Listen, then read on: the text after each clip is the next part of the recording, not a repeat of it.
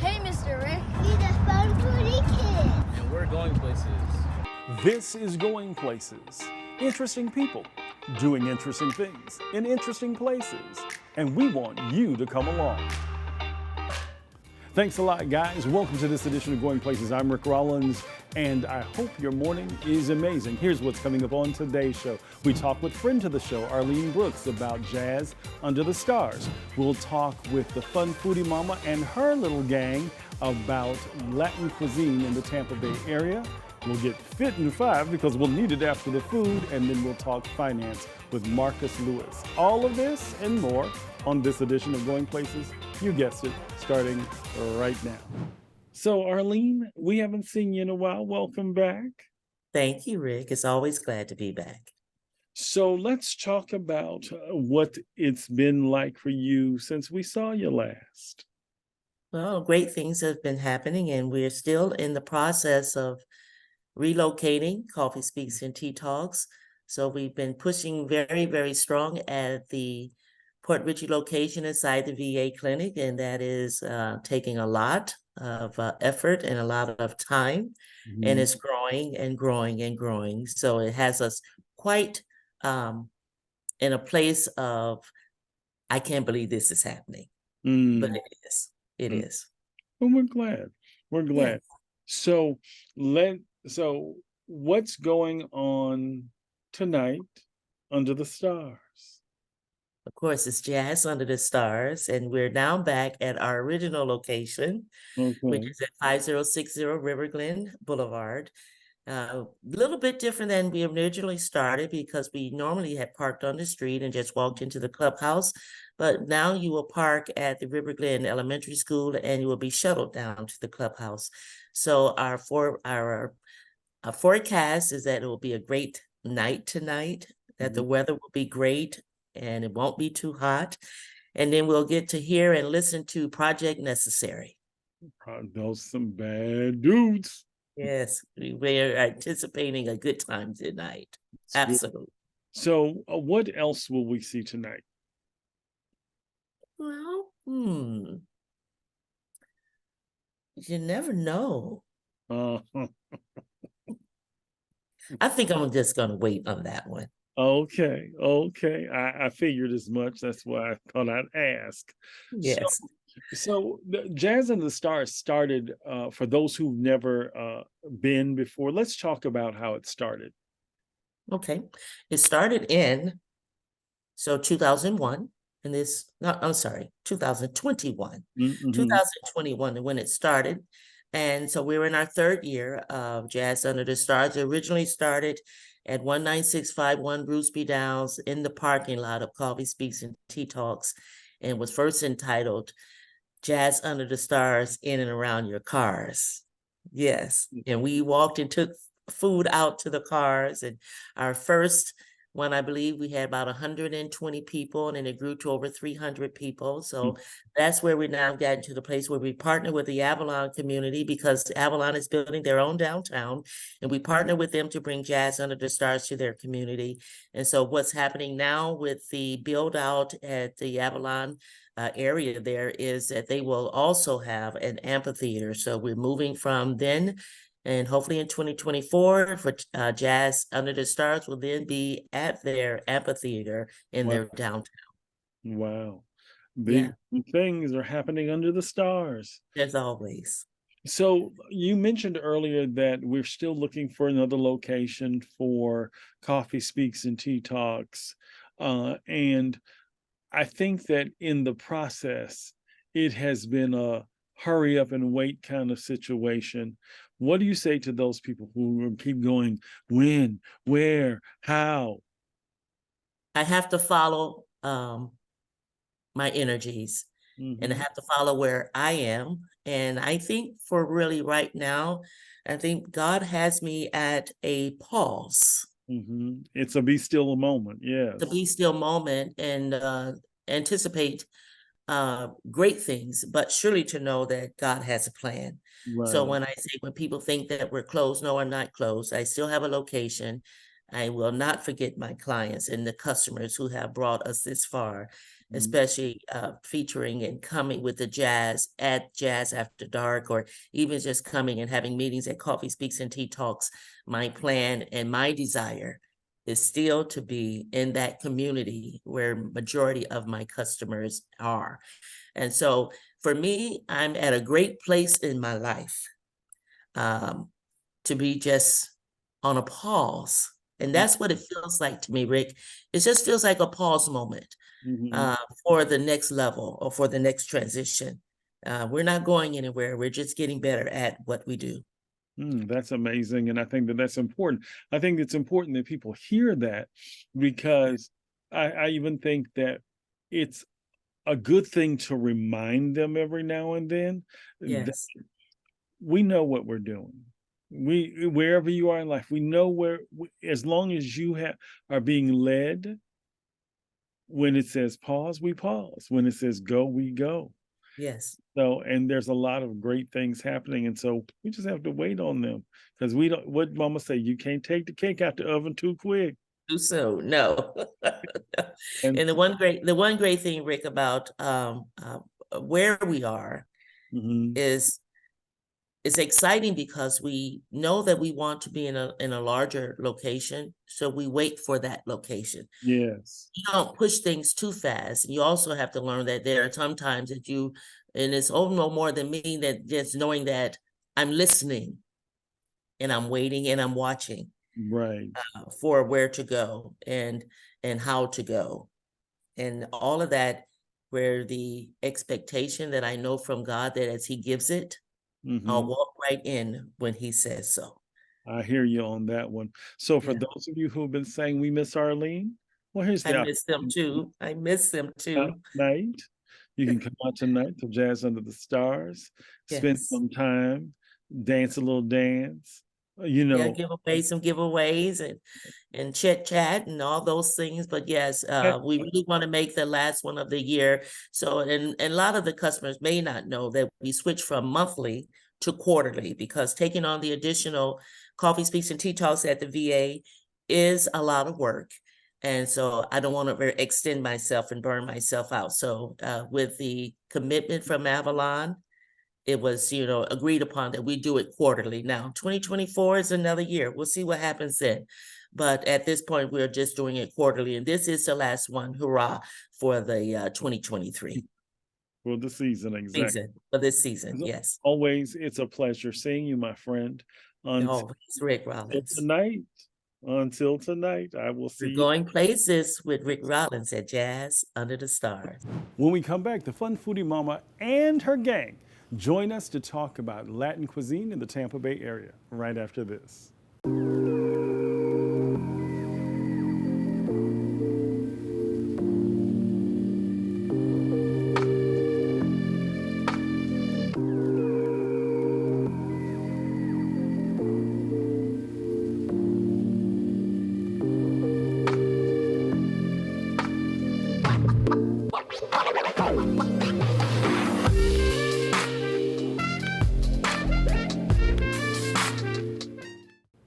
As we culminate Hispanic Heritage Month, Kiva Williams decided to take her kids on a food tour, if you will, of some of the finer Latin cuisine in the Tampa Bay area. Take a look at their field trip.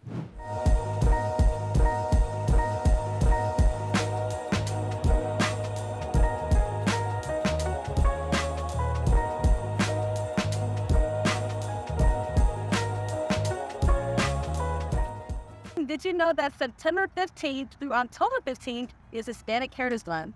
Today I'm bringing my kids to the Last Bakery to try out some Latin pastries. Come inside and check it out.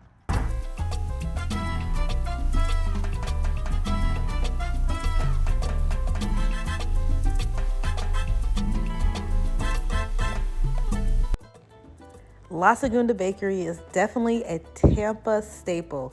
Located in Ybor, they have a large variety of pastries, sandwiches, bread, of course, Cuban bread, and my kids are always excited to come here. I make it a special point to come during Hispanic Heritage Month so they can see other cultures, learn about different foods. It's always fun to learn through food. And they had such a good time picking out different varieties. There were so many options. Look at this. Oh my God, so good, guys. So of course we couldn't leave without the Cuban bread, which you see right here.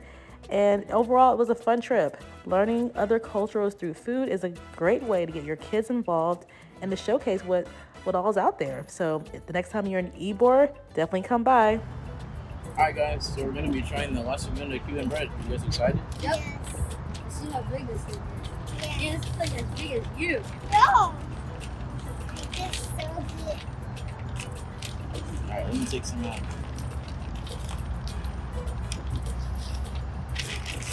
Try it. I smell it. You know? You can't get it all to come out. It's like, oh, there you go. It's Yeah. Here's a piece for Noah. Finally, here's a piece for me. Alright. Let's see this way. this is delicious. Yeah. It's good. I like it. What do you think? How was the best bread I ever had? That's pretty good. Right? And there you have it, guys. You just heard from the Fun Foodie Kids. Make sure you grab some of that Cuban bread the next time you're in Ybor and follow their mom, the Fun Foodie Mama, on all social media.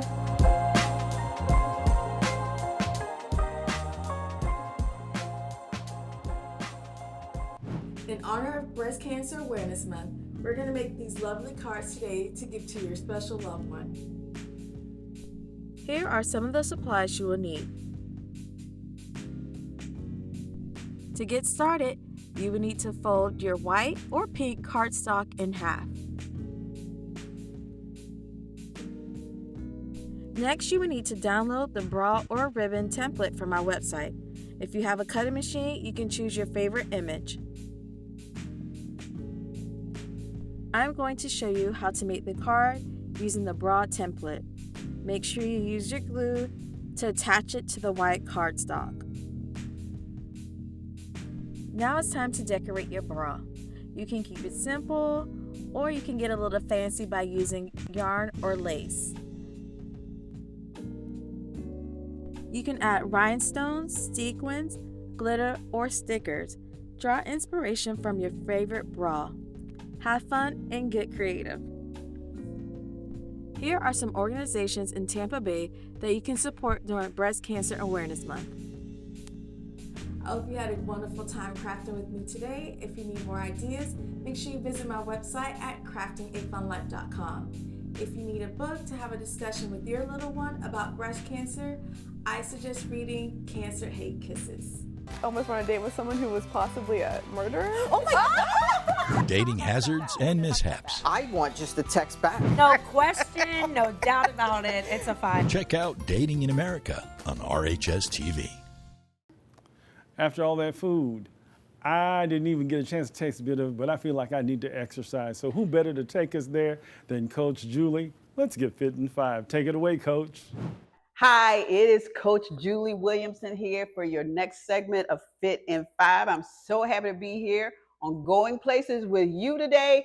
We're going to work the core. I got two pieces of equipment, and I told you last time I may be coming back with more equipment. So here we are today with 2 pieces of equipment, and these are really fun. A ball and a hula hoop, right? That sounds like toys. So that's what we're going to do today. We're going to work our core with a ball and a hula hoop, and I'm going to show you 3 exercises so that you can get a nice strong core, which is this area, the back and the abs. All right, we're strengthening the back and the abdominal areas.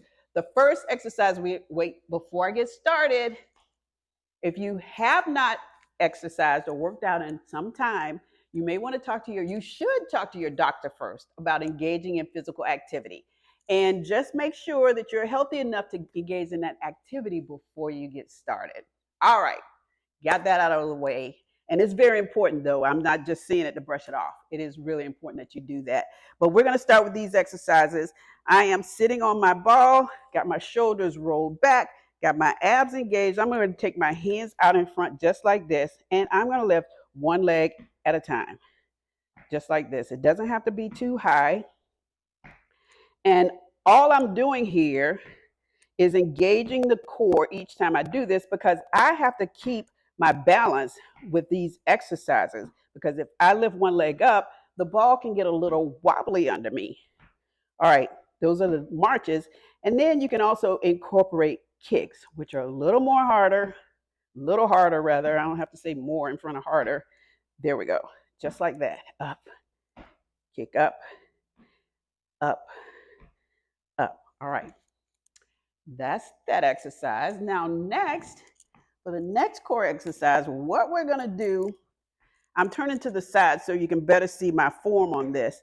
I'm going to roll forward on the ball till I get mid back, right? And then I'm going to place my hand. Now, even if you just sat like this or held it like this, this would be a core workout, a core exercise. You'll feel it right here. But I'm going to lift it up, down, up, down, up, down. 2 more times, down, and 1 more, and down. Whew. All right.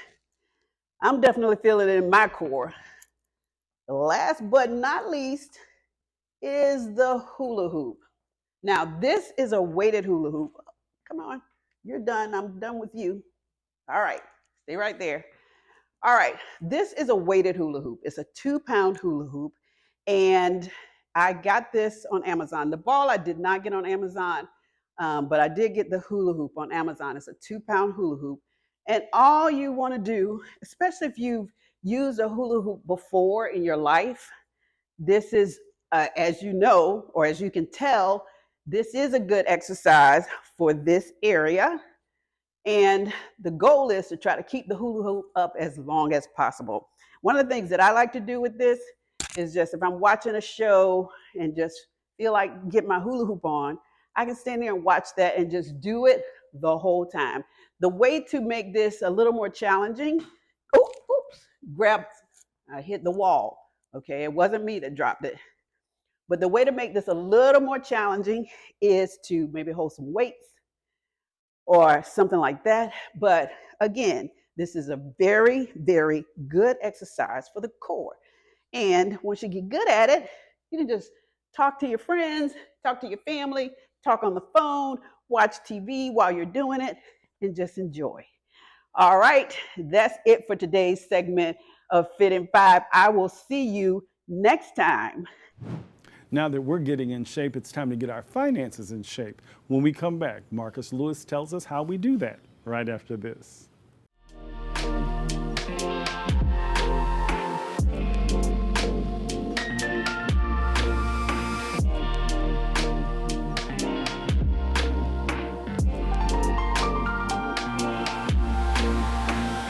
Welcome back to this edition of Goin Places. Recently, I had an opportunity to meet Marcus Lewis. In our conversation, one of the things that he said that stood out was that we need to emancipate ourselves from credit debt. And I talked to him about that. Take a look. Have you ever needed your own personal emancipation day? Well, my guest says that there is something you definitely need to emancipate yourself from, and he is an author. He's an entrepreneur. He is the person that I think if I needed someone to guide me or guard me, it would be him. Won't you help me welcome Marcus Lewis to the show? How you doing, my friend? Doing good. How you doing? Doing really well. So Marcus, let's talk about this book. We're going to come back. We're going to start with it, and then we're going to come back.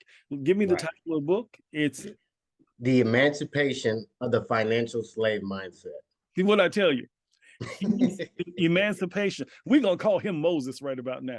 No. Okay. So I think that one of the things that most people are bogged down and slaves to is their finances. Right. I mean, I know people who are trying to figure out how they're going to pay their bills. They're trying to figure out how they're going to make ends meet. They're trying to figure out all of these things, and it's all based on the financial slavery that they find themselves in.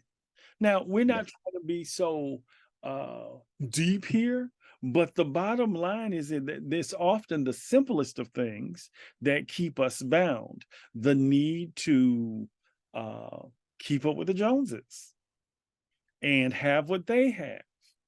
Right. Will often enslave you because you get to this place. Okay, and when I heard about the book, I was sitting there going, because there are so many people that need to hear this. Because I tell my friends, if the purse costs $800 and you don't have $800 to put in the purse, you got this thing twisted. So talk to us, Doc. So pretty much exactly what you're saying is what the book covers in details. Emancipation of the Financial Slave Mindset is based off the corporations creating this funnel for the average day user and consumer to get caught up into some financial crisis to where their credit scores being affected. They're having to live paycheck to paycheck, and they get caught and sucked into this deep depression because they don't see no way out of this financial hole. Come on, man. As a veteran and as a disabled veteran leaving the military, I found myself as a financial slave, living the 40-40-40 club, which is 40 hours a week till you're 40 years old, and trying to collect that Social Security check for the 40 years you just put in. A lot of people find themselves in that mindset. And no, it's good for some people to be in there because without worker bees in society, our society would not flourish. Come on. But I've seen trends from our people, our cultured people, people who have not had financial literacy, people I grew up around. I'm African American and German, so I got to grow up in America and in Europe and seeing both sides of the financial pendulum. So that mindset coming out of the military and finding myself with a 400 credit score after serving my country with 2 combat deployments, not being able to get housing, being homeless, having no luck getting a car, I found myself wondering, am I really a hero or am I really a slave to the system? Yeah. Wow. And let me say this. One, you said it, and I wanted to say it then, but I didn't want to interrupt you. But I thank you for your service, sir. I really do. We thank you for all the support. So, like you said, you come and you find yourself.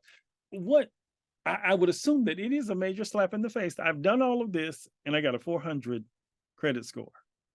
Yes, sir. Not knowing about money is what puts you in a situation where you become a slave. So not knowing that I've made over 50,000 in incentives and bonuses and deployment pay and all that money just being me thinking personally, oh, all I have to do is have cash. As long as I have cash is gold. But not even understanding that using the bank's money could have gotten me way further than me using the Army's money. So that's what I try to get people. We have to get into the mindset is we got to leverage the financial banking institutions in order to keep ourselves ahead of the game. And so this book kind of takes all that and grasps it and gives you key points and how to insert yourself in the financial realm and stuff like that. So definitely. Would you say that there are people who don't even realize that they are financially, for the lack of a better term, illiterate or naive? I would say 95% of Americans don't know they're financial slaves. And the 5% that do know that they were a financial slave have changed their outcome and their income. Slave and not know you're a slave. Wow. Yes, a lot of people don't even know, just keeping up with the latest iPhone 15 that just dropped. 90% of Americans are going to go buy that because they just have to have it. Not because they need it. Not because the Walmart phone works just as well as the iPhone works, but because they have to. That's a financial slave mindset that we try to break. Breaking you out of consumerism, breaking the diet, breaking you out of everything that you think was normal and putting you into the new realm, as they say, or quote unquote, breaking you out of the matrix and putting you into the new system. Wow. I'm sitting here thinking about that oftentimes marketing will have you thinking that you must have it. And when you get it, you know, the commercial is so slick. The commercial makes you think that you're going to be powerful and that you're going to be, you know, and when you get it, is it any different? Unless you are one of those people who now to take this thing right here and make it work for you in some capacity or another, and begin to break the cycle and break the chains of the slave, like you said, the slave mindset. But what has to happen is what I think the scripture, wisdom is the beginning of knowledge. Yes, sir. So break us off some knowledge. How do we begin this process? The first thing I would say, the first thing is mindset change. Mm-hmm. Being able to be disciplined. Now, in the military, they taught us discipline, which gave me a competitive advantage against my peers because I had it instilled in me. Mm-hmm. So having to know that, hey, I'm not going to eat 3 meals a day. I'm going to eat 1 meal a day, one healthy meal a day, exercise, work out, and grind. So just having a healthy mindset is the first step into breaking the financial shackles. I got the name of the title from the theory of African Americans were never unenslaved. They just found a new system to enslave us in. And not just African Americans, but everybody that I was going to say, I don't think that it's even ethnicity. I think it becomes a mass because, and like, wow, yeah, that does make sense. But I go back to not knowing that you're a slave. You're a slave to the latest trend. You're a slave to the latest fad. You're a slave to this, that, and the other thing, and don't even realize it and think that the shackle is really a bracelet. Exactly. A fancy bracelet with diamonds. There you go. Just because it says Cartier doesn't mean it's not still a shackle. So Cartier, you can still sponsor this show. I'll tell you that much. No. That is true. What you're saying is that, you know, because you think about it during COVID when everybody was getting all these checks. Yes, sir. They weren't investing in a house. They weren't investing in property or art. They were outside the Louis Vuitton store and the Gucci store. There were lines. And I would sit there going, how is there a line? Okay, I'm getting off the soapbox. Our conversation with Marcus continues on next week. Let me tell you about a new segment that we're doing here. It's called Wish You Were Here. We're asking our viewers to send us pictures of some of their favorite places, some of their favorite people, and some of their favorite things to do, and we'll talk about it on the show. Here's the information on how you do that. Thank you for joining us for this edition of Goin Places. I hope your morning continues to be amazing. Next week, more interesting people doing interesting things in interesting places. It wouldn't be Goin Places without it. Be blessed on your journey, and we'll see you next time. Take care.